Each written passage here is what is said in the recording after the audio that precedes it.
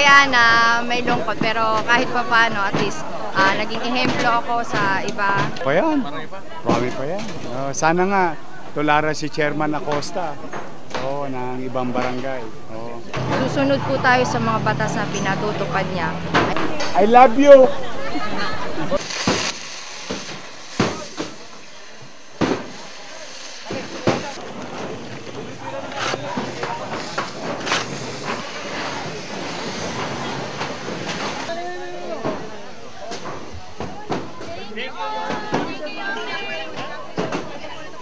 Lapit ng picture na. Number 1 ka po.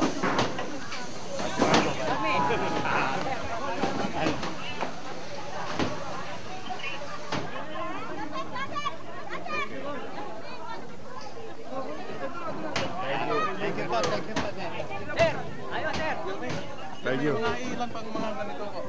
Marami pa yan. Marami pa yan. Sana nga tularan si Chairman Acosta ng ibang barangay. Thank you. Hi, thank you. Tatay ako ni Melvin. Mayor, pakarga yung baby ko. Pa-picture lang.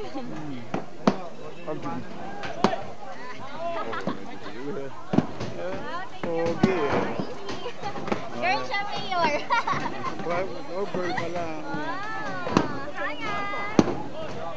Okay. Thank you. Wow. Thank you so much po. Sumusuporta sa atin.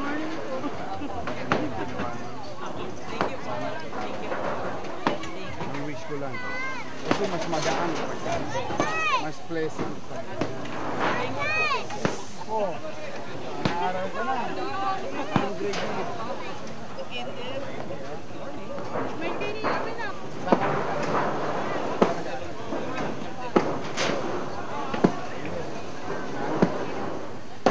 Sige. Che, thank you. Mauna na ako. Taga may kawayan pa. Kinain na ako dito. Dito na ako tante. Yorwin, gwapo-gwapo ko. Lagi na. Yorwin, nakita ko. 20 pesos. Kahit magkano Yorwin. Ay, Yorwin. Okay. Gwapo-gwapo nyo. Mag-ingat kayo. Mainit. Sige. Halika. Thank you. Thank you po. I love you. Boss boy, paisa naman boss boy. Thank you, thank you. May meeting lang ako sa Nindi. Tapos sa... Halika na. Anong oras, Chairman? Thank you. Sir, thank you, boss. Thank you. Thank you po. Chairman. Yorme, hindi ka boss. Volunteer anak ko magturo. Ingat, Yorme. Yorme, ingat. Masaya. Magkahalo. Masaya na may lungkot, pero kahit pa paano, at least naging ehemplo ako sa iba. Sana matularan din ako ng iba na pagka magkusang loob na kayo, alam nyo naman na kung alam nyo naman na obstruction or ano. Last time sila yun. Opo, ako lang po kasi talagang tumayo kay Yorme dito sa Zone 15. Ganun din, sumusuporta po, sumusunod po ako sa direktiba at mga panawagan po ni Mayors ko.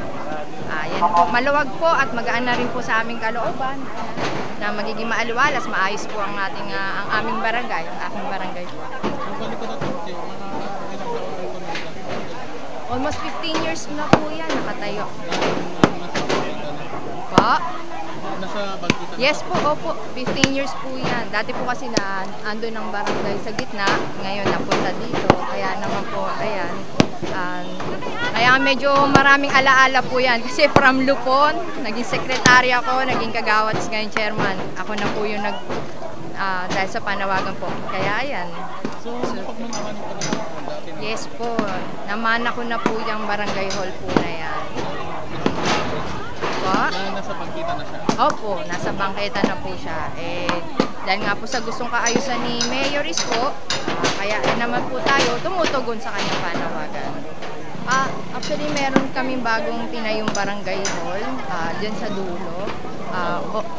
Dito lang naman, nakipag-usap naman kami sa warehouse at dead end naman yung doon, kaya pwede naman tayuan. Pero sa susunod, baka makipag-usap din ako kay Mayor Isko na matulungan ako na magkaroon ng sariling lupa ang barangay. Maghahanap po ako ng kasi yun naman talaga ang proper way po eh. Magkaroon ng sariling lupa ang barangay, hindi para lang sa ganyan na nakaharang o kung saan-saan lugar. Maganda po kasi kung meron talagang sariling lupa ang mga barangay po. So, pansamantala lang po ba? Opo, pansamantala lang din po yan. Pero habang wala pa po. Pero yun nga po, sa susunod po na panahon, susunod pa ng mga buwan, sa tulong din po ng ating mayor, siguro matutulungan niya po tayo. Kasi yun naman ang gusto niya kaayusan, kalinisan ng ating lungsod. So, kaya nandito tayo susuporta lagi. Sa lahat po ng mga co-chairman ko, mula District 1 or District 6, sana po, ito po ay walang halong pamumulitika. Yun po yung una kong pinapaalam po sa inyo. Ako po ay talagang lehitimong Mayor Isko mula pa nung nagka-campaign. Dahil nga po sa aking narinig ko yung kanyang panawagan, tayo po ay tumugon. Susunod po tayo sa mga batas na pinatutupad niya. Kaya ako po, kami po ng konseho ko, pusang loob na, sige po, pag-iba na rin po dahil obstruction.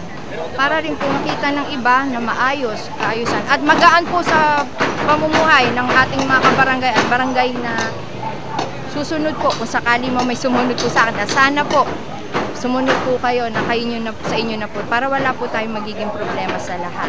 Tulong po sa ating mga kalungsod para po sa kaayusan po natin.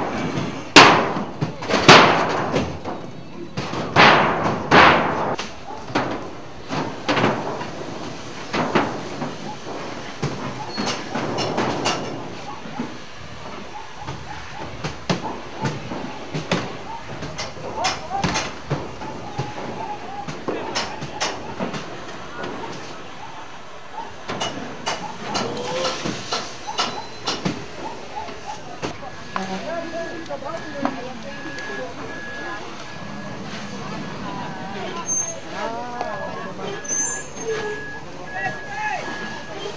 kabed!